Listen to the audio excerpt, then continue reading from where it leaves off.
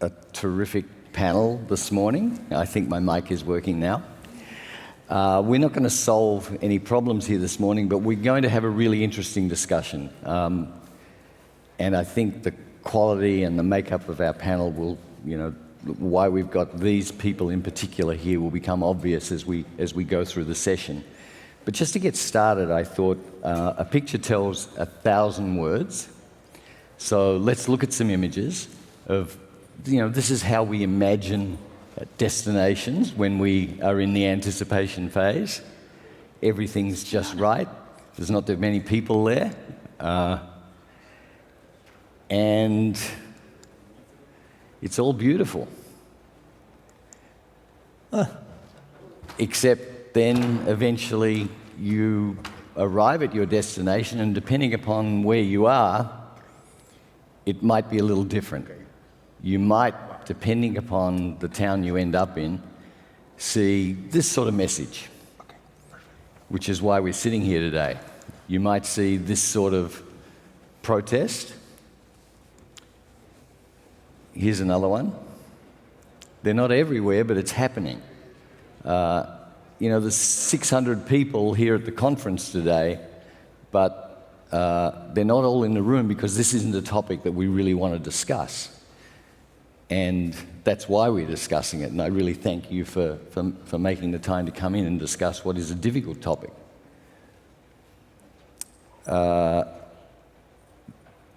Miguel, these are fairly provocative images, but government is not inactive on this topic. You're actually doing a lot of things. Do you get credit for it? Tell us what you're doing and... Yes, I think those images, both of them are correct and they exist.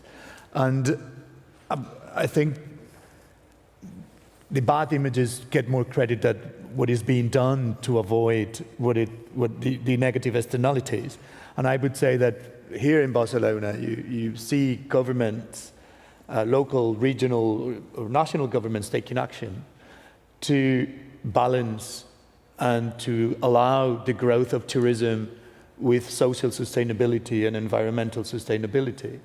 And there are a lot of measures being taken. Because at the end of the day, what we want to do is to have a better tourism model. But it's true that the rapid growth of tourism over the last few years has produced imbalances. And this has happened, and they have to be corrected. And I think that governments all over Europe and the world are taking steps to rebalance the situation. Shannon, you talk on this topic at conferences a lot. Is it, you know the 600 people here at the conference and they're not all in here. Tell us about the psychology behind that. It depends on the conference. So a lot of other conferences that I go to, WTM, for example, is usually standing room only. So I think perhaps it depends on the audience makeup. Although I do find it really interesting because a really great way, and one that we'll talk about, to start making some meaningful changes does really rely on insights and data measurement capabilities and measurement types in a destination. And I think that this audience is pretty well situated in a lot of those elements. So shame to see a small group. Not terribly uncommon, though growing more and more uncommon. So I think it's something to note. I want to show you one more image. This is actually Phocuswright's Jean Coe, who got married in Santorini last year, which is nice. That's 6 a.m. in Santorini, and the photographer had to move 100 people out of the frame in order to get that shot at 6 a.m. So that's another really, really personal indication of the sort of issue that we're dealing with. Ewout, it's not just about numbers, is it? It's about the type of people who are coming. Yes, I think when talking about over-tourism, people, of course, immediately think about numbers, but we believe it's as much about behavior as it is about numbers. That's also why I truly believe that it's very important as a destination to make a very conscious decision about the type of visitors that match your needs as a destination. Just saying we want more tourism doesn't help anyone. You have to be very selective in which type of visitors and which behavior, where do you want them to spend their money? What impact should they have socially and environmentally, of course. And if you can align that, that might work much better than just working on tourism numbers only. We call that curating tourism. We are not just marketeers of tourism, we are curators of tourism. Miguel is the head of Turespaña, 94 million visitors, I think, last year to Spain.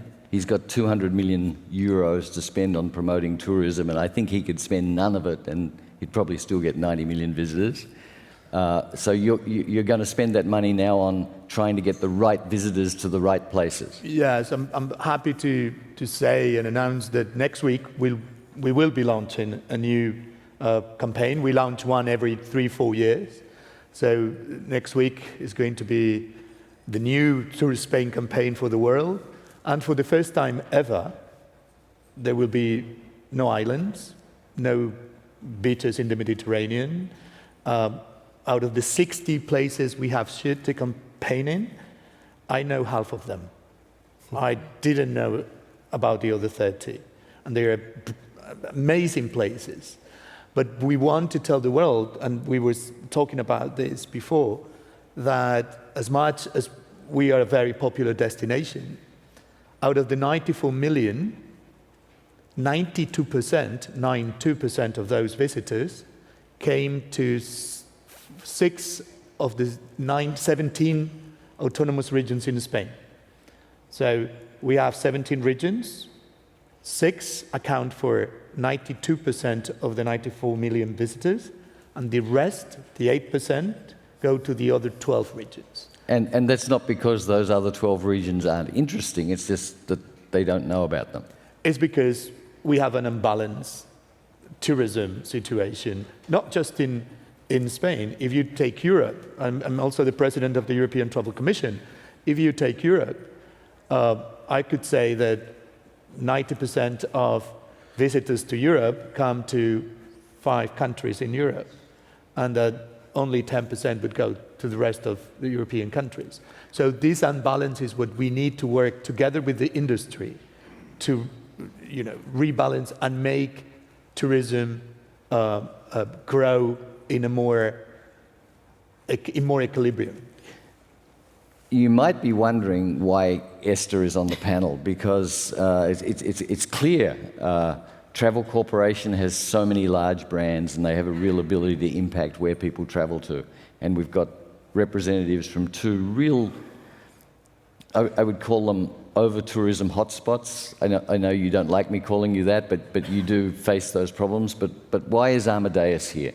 And the reason is that Amadeus has a lot of data. You've got an enormous amount of things, of course. Among other things. That's not only what you do. It's because of all the other wonderful things that you do, you have access to all the data, and probably more than any other organization in the industry, you have insights into who's going where, when they're going, how long they're going for, etc. How much are you thinking about that, and how much can you help the industry to begin to solve these issues? And you're right, Rod.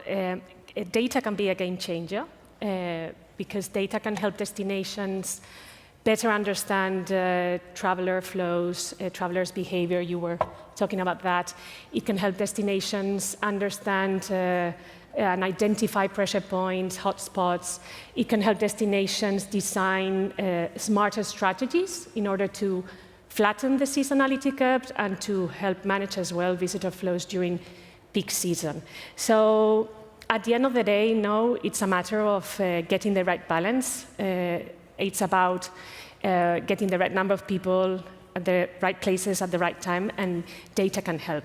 And if I may talk about low season, because sometimes we always focus on peak season, but low season is also a missed opportunity for destinations, because at the end of the day, infrastructures are underused, jobs are seasonal, economies slow down, and data could help destinations identify those travelers that are willing to travel in low season. It can help destinations understand source market dynamics. It can help destinations improve connectivity by working with airlines in order to ensure that there are flights available all year long. It can help destinations coordinate with local businesses in order to ensure that there are experiences, services all year long. So in a nutshell, no, it's not just about filling flights or filling hotel rooms in February. It's about supporting local economies all year long. And data, data works, and data can help. I'm just going to jump in here on the low season topic. You just made me realize that I'm on the board of Tourism Tasmania, which, like these guys, a destination management organisation. Nobody used to come to Tasmania as a tourist in the middle of winter, and then one of our big museums, as it happens, started to think, well, we can get people to come to Tasmania, and the centrepiece of their campaign is a nude swim at a beach in Hobart, which a couple of dozen people participated in the first year, and it just grew and grew in popularity. And now people who like to swim in the nude in very cold water come at daybreak, about 6:30 a.m. to Sandy Bay Beach in Tasmania, and it's a big event. It's crazy what you can do if you put your mind to it. So low season has so many opportunities if you think about it. Shannon, you guys think a lot about this topic. Perhaps remind the audience what your title is, because I think that really underlines how seriously you take it. Addressing this issue, though, is quite nuanced. It's not just about convincing people to go to, say, Tuscany instead of Puglia. It's more nuanced than that. Talk to us about that a little bit. Yeah, it's interesting, and we talk about seasonality, and we talk about marketing, lesser-known destinations, and then if you talk about the work that I do oversee our TreadRight Foundation, as you see on the screen, but my primary job is Chief Sustainability Officer. So I consider my job looking ahead to mitigate risks and to understand risks. This isn't sustainability at the Travel Corporation may have been born out of altruism 20 years ago, but we're now a private equity-owned business. It's not run through altruism. It's run through good business sense, and I think that's really important. Seasonality is a great example.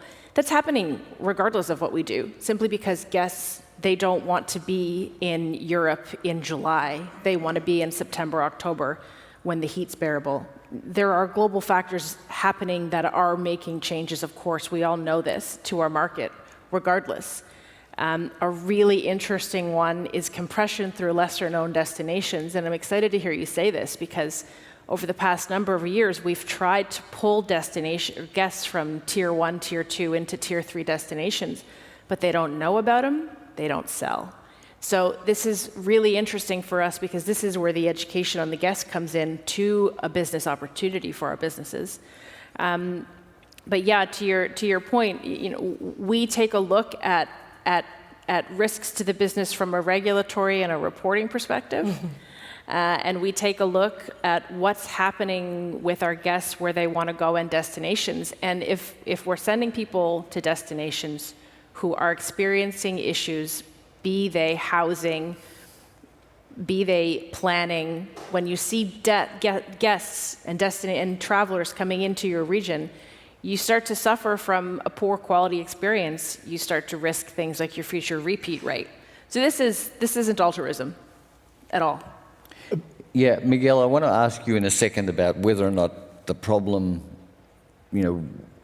we see those protests, whether that's really about over-tourism or something else. But first, just picking up on some of the things that Shannon has said, Ewout, you've been trying to nudge people in different directions. You've taken some very subtle approaches. Tell us about what Amsterdam is doing. Yes. So this is Amsterdam, so not necessarily the Netherlands as a whole, but something quite smart that they did, let's say for 50% of the time, is include a number of destinations surrounding Amsterdam and simply start calling them Amsterdam. Amsterdam Beach, Amsterdam Castle. And it sounds funny, but it works. It's just people want to visit Amsterdam. We're not going to convince them otherwise. So let's just call How the big is Muiderslot Amsterdam now? Is it hundreds of kilometers wide? Yes. So no. Okay. No. Well. To be frank, where I live, which is not close to Amsterdam from a Dutch perspective, it's in between the windmills. And when I go cycling there, I encounter Americans thinking that they're in Amsterdam, which is fine. It works very well for these countries. It's just smart marketing for these destinations. However, what I do want to mention is that this does not alleviate the pressure on Amsterdam itself. So it can be highly valuable or highly effective for these newer destinations that might want these visitors, but it does not necessarily alleviate pressure on Amsterdam itself. So it's again, it's multifaceted, it's two-pronged, so that needs some attention still. But sometimes it's just being very practical as well. So Miguel, let's come back to that question. You know, we see those protests, they're quite provocative, they get picked up by CNN and the BBC, et cetera, because it's interesting, people are interested in this. Is it about tourists or is it about something else? Well, I think it depends. It depends of the destination, because some destinations were designed to have a lot of people in them, and I can think of many places around in Spain and the Mediterranean where if it was only the 5 of us in a nightclub in Ibiza, it would be boring. You need people in some places, and the places were designed to have a lot of people. Another subject is if those places keep up with the growth of tourism to provide local residents with affordable housing or social benefits or things that they normally had, and now it is more scarce because everything has been put into tourism, or it hasn't been planned over the last not 3-4 years, but over the last 15-20 years. It hasn't been planned correctly. But this is one case. And another case is cities in Europe. Cities in Europe were not designed to be destinations. They were designed to be centers of progress and commerce and trade. Tourism was something collateral to that. But now, more and more, you see cities where their GDP depends on tourism 13, 15, 25%. But it is difficult to adapt the design of the cities to this high growth. So I think that you have to distinguish between two different situations. One, what you said about Santorini and having to move people around because clearly you don't fit any more people in it. And one in which the services provided to local residents haven't been adapted to the new situation. And I think this is a different scenario for both type of destinations. I particularly like your image of some of our audience members here turning up to the nightclub in Ibiza, having paid $200 for their entry ticket and finding that they're the only people in the room. That's not the vibe you're looking for at Pasha or wherever, is it?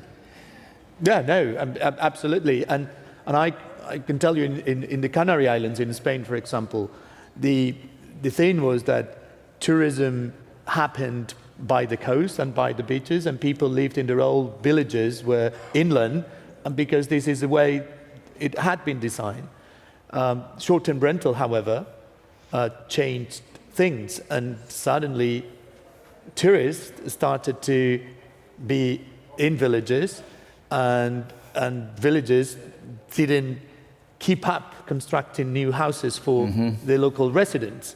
So this is a situation in which a change in the paradigm, a change in the design of the destination, changed the social conditions of local residents. Right.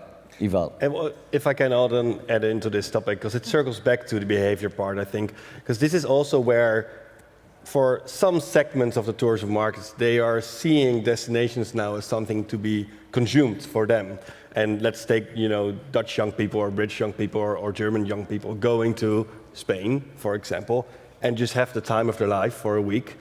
and don't really care about where they are, who the locals are, etc. This is a behavior problem, and this is when this has been, this is the commodification of travel. Of course, this is something logical that happens, but this is, of course, something that destinations have to deal with, and this is why I think it's very important for destinations, but also maybe for you, is to ask clarity from destinations. Who do you want me to bring there? Who adds value, or who subtracts value? And make decisions based on that. So we're going to ask Shannon about that in a second, but first, Esther, I want to make a point here, no? Yes. Because I don't totally agree. I think there is a shift in travelers' demand. I think there are more and more travelers looking for authenticity, for meaningful experiences, for more sustainable experiences. I was reading the other day a report from Booking.com that said that over half of tourisms now are more conscious about the impact they have when traveling. They really want to leave the destination better than when they arrive to the destination. So I think it's a matter as well of reshaping and creating better experiences for travelers, in order to align to these travelers that are more conscious, more aware, that they want to do something different, more meaningful. They want to look for these hidden gems in destinations. So we need to give an answer to that. It's as well educating travelers and give options for travelers. Don't you think so? But I think that might be the case for certain types of tourism. I agree. But in Spain, our main product has been sun and beach holidays. Yes. People from I'm Spanish, and I totally people from all over Europe have come to Spain to have a break from their ordinary lives and their everyday lives at work back in their home countries, and we have specialized in providing good experiences that were by the beach in a natural good scenery, and they are looking for relaxation, they are looking for a good time. It's not that they want to discover many times new things, it's what they want, a break from their work. So we have also to take into consideration this type of travelers, which is the bulk of travelers. More people travel for a vacation by the sea than for any other reason. And this is the key of the industry. This is how Spain, France, Italy, Greece, and all the Mediterranean has developed, touristically speaking. So we have to take that this is the bulk of the industry, and that we have to solve the problems of that industry as well.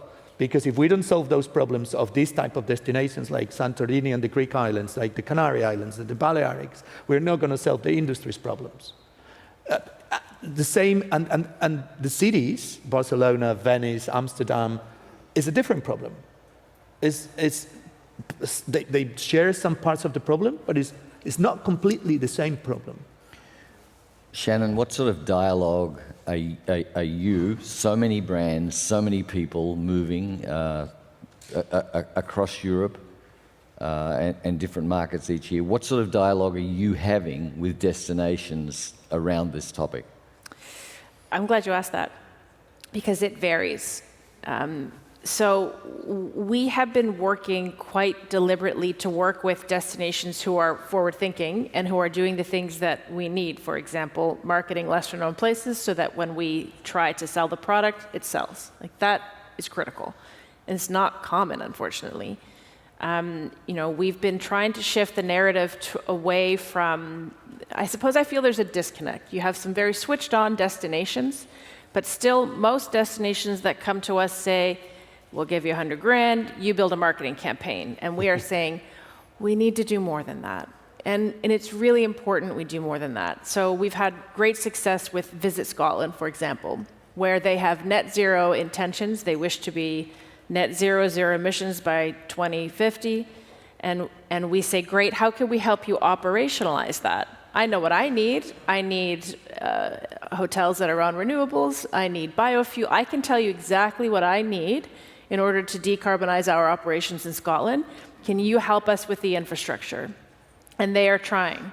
It's difficult because, as we all know, tourism doesn't always have a seat at the tables that it needs to be at from a planning perspective. Perhaps your experience is different, but not all destinations do. But this is where we need to start moving what does a destination desire? How can we help operationalize that? Because we have different skill sets and different spaces in the travel trade distribution network, and that's really important. So let's try that out, that skill set thing for a minute. Let's imagine that these guys work for some industry companies for a while. So now you're not promoting a destination, you're actually all about the dollars. You want more people, more bums on seats, more what is it, heads on beds, I think they say. You're working in the industry. What are the things that you're going to tell your colleagues that you need to do? Ewout. Yeah, this is we talked about this, and this is a fascinating question. So first off, growth is maybe the most used word here, I think, the last couple of days. So building on that, there's huge opportunity for growth, but maybe not in the places that are the easiest accessible. And there's a lot of risk in growing in places that are now the most easy accessible. So if I would be Shannon, or for example, I would say, well, maybe see where there are opportunities for growth outside of these major hubs, because they are there. We have tulip fields everywhere. You don't have to go to that one small part. Go to one of the other ones. There's huge opportunity. Miguel, what are you going to do? Building on that, I would say that, okay, we were marketing organizations until a minute ago. We spend millions of dollars on marketing destinations. I would go to these marketing organizations and NTOs, DMOs, and say, hey, I want to develop new destinations, which is the key thing here, and say, what is the marketing money you have to develop a new product, a new destination, a new experience that I want to put in the market, so my risk will be diminished. Esther, you talked about all the data that you've got. You've whet our appetite. Are you going to turn that into something that the industry can use? Yeah, definitely. We are now incubating a new idea in order to provide these type of travelers I was talking about, with experiences at destinations that are meaningful, that are authentic, trustworthy, because sometimes it's difficult to find these purpose-driven activities, experiences. It's difficult to book them. So we really want to give an answer to these travelers that are more aware, that care about sustainability, but struggle to act on it. So I think we have an opportunity here to close this say-do gap that we usually say we have. I'm very conscious of the time. Phocuswright will give me a slap on the wrist if I go over time, and we've got 17 seconds to go. So I'm going to use that time to say thank you to a really terrific panel, and also to the audience who, I'm surprised we got the size of audience. I've been quite paranoid about the fact that people didn't want to come and talk about this difficult topic, but you, a great panel, have made it easy. I think you've put some really great ideas out there, so thanks so much for coming along today. Thank you. Thank you. Thank you.